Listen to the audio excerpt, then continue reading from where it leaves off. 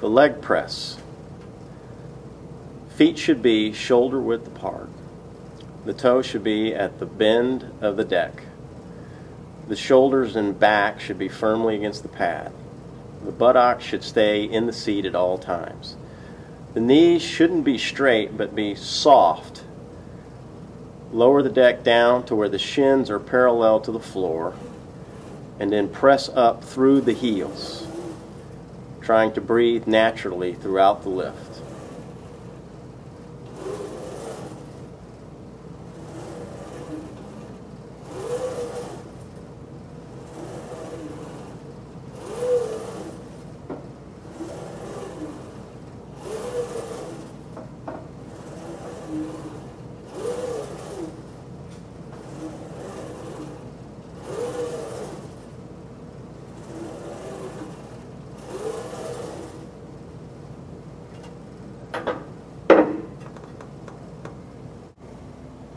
The seated calf raise. Position the feet where the balls are on the bar, knees firmly under the pads. Adjust the pad if necessary so that the legs are at a 90-degree angle. Release the handle. Let the heels drop softly to stretch the calves. Press up as high as you can and squeeze the calf at the top.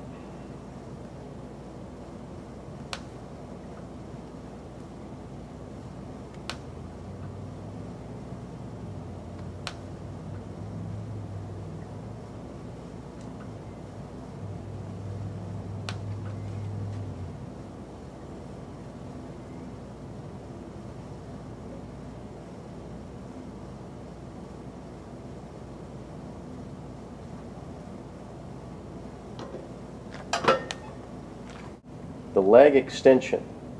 Positioning the body in the leg extension machine is very important for proper form, technique, and to prevent injury. The pad in the back should be pulled up to where the lower back is supported firmly, and a good measuring point is that the center pivot should be in line with both knees, like an imaginary rod going through both knees through the center pivot. The toes should always be pointed up towards the kneecap during this lift. Toes to your nose. Grasp the handles and lift the feet up, contracting the quadriceps to where the center of the pad will go above the PVC pipe. Let it down slowly. As all lifts, we should use slow and controlled movements. Really squeeze it at the top. It's important that you do not slam the weight stack down as you lower the weights. Use slow, controlled movements.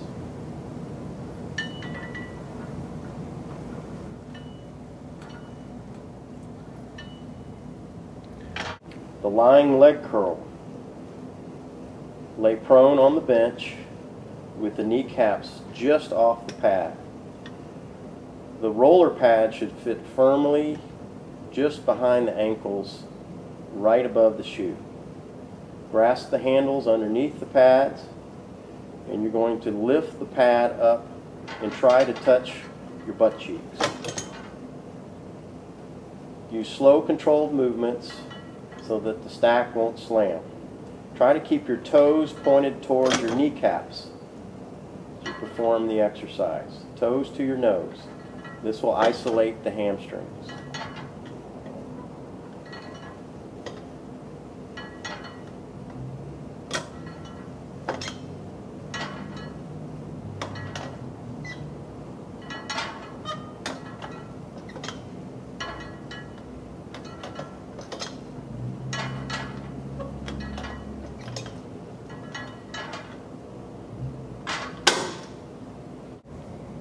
Anytime you're lifting with weights on a bar, you'll need to use a collar.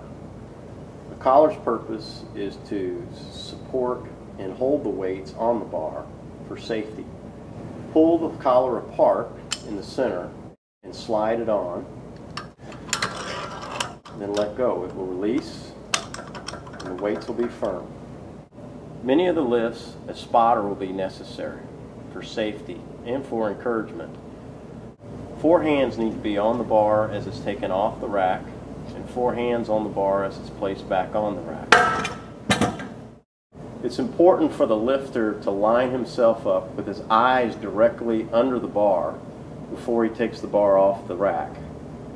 This will ensure that the bar will not come up and hit the rack when he's performing the lift.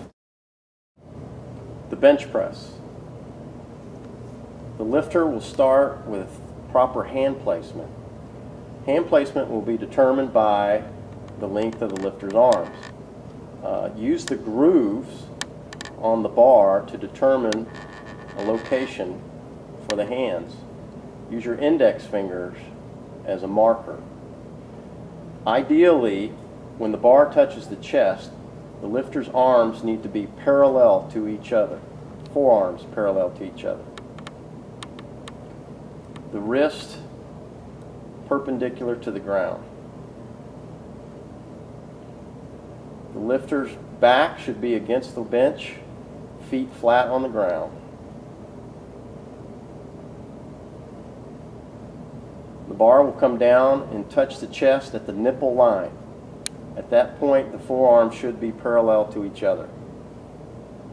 The lifter will breathe naturally and press the weight up.